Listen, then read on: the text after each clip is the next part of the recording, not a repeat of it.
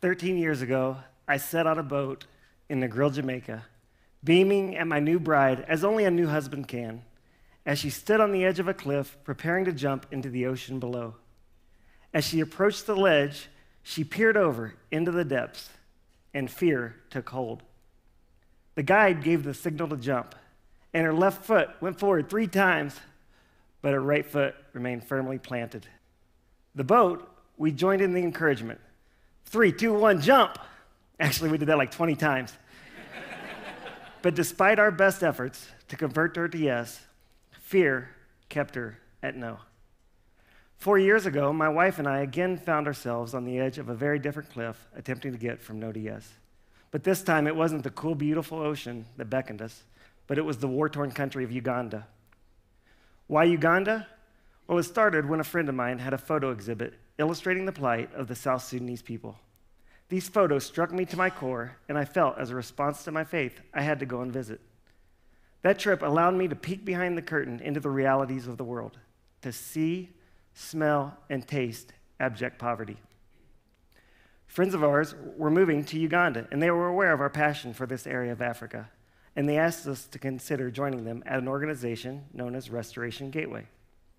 Northern Uganda had been ravaged by a 23-year civil war led by Joseph Kony and the Lord's Resistance Army. That, along with HIV and malaria, left over 2 million orphans that were in need of care. Restoration Gateway was doing amazing work in orphan and medical care, as well as ministry of the church.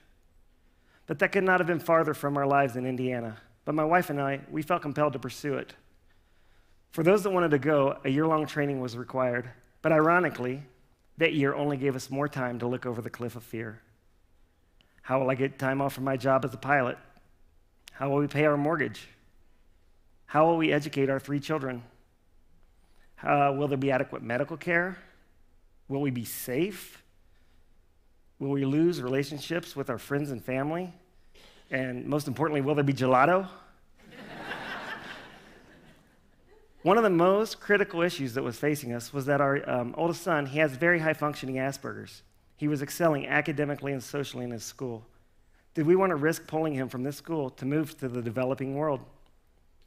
There were many reasons telling us to say no, but yes would not let us rest. We needed to decide. There's an African proverb that says, "Wisdom is like fire.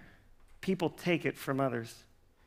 For us to gain the wisdom that we needed, we hijacked a process from the Quakers known as a clearness committee, which is probably the first time the Quakers have ever been hijacked. But the beauty of the clearness committee is that no insight or analysis may be given. The committee may only ask honest, open-ended questions in the hopes of leading the person to clearness on a decision to be made. We had friends that knew our fears, and they knew our desires as well. And so we asked them to sit as our committee to see if we could release the things that we were clutching onto so tightly. In the meantime, I approached my company for an unpaid leave of 7 months. Shortly after submitting my request while on a layover in South Korea, I remember checking my email and finding that the request had been approved. And that's when it became very real to us.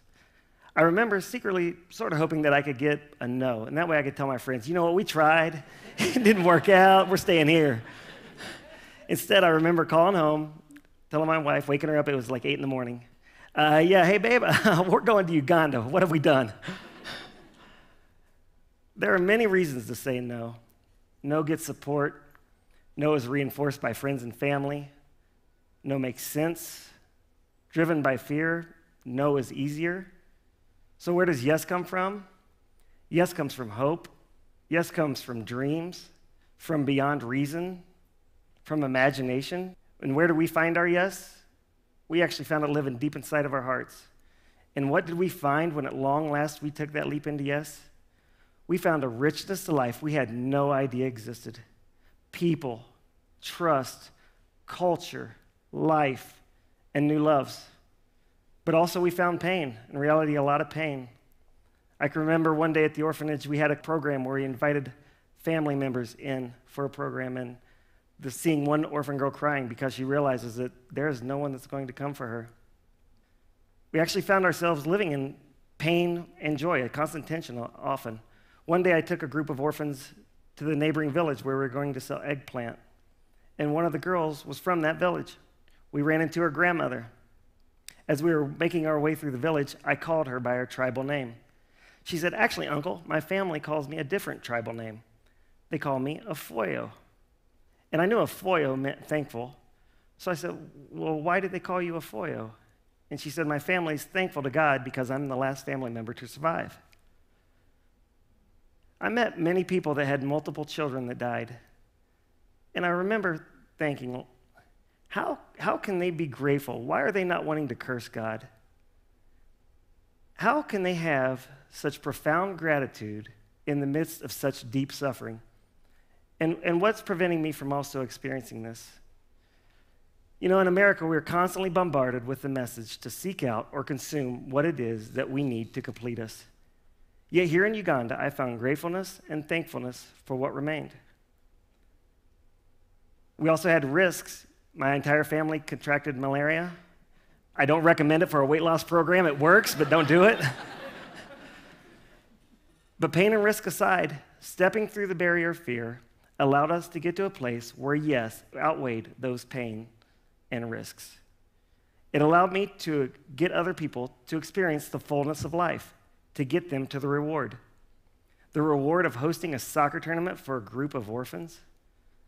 The reward of taking American women and having them sit next to widowed Ugandan women and discover that their similarities actually outweigh their differences.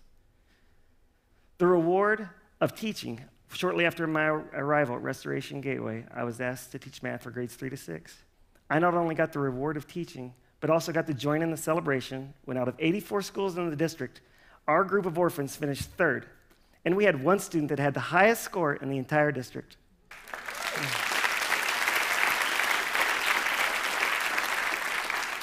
There was the reward of taking a young girl, orphan girl, swimming at the nicest lodge in Uganda and have her write a thank you that said, "Uncle, that was the greatest day of my life. I felt like a bird that could fly." And finally, there was the reward of taking people, much like myself, who never envisioned going from small-town Indiana to the bush of Africa, but did, and watch these people leverage their resources and their giftings for this far-off organization. I mentioned my son earlier, the one we had concerns about taking out of school, used the things that he enjoyed to connect with the orphans. Before we left, he was really into musical speakers. And he said, "Dad, can we take these speakers along?" And I said, "There is no way we are taking speakers to the bush of Africa. It makes no sense, right?" He persisted, and I relented. And I saw him bless those orphans in a way that he saw the world, using the things that he loved by hosting a dance party in front of our house for the orphans, and solidifying the love of Gangnam style around the world.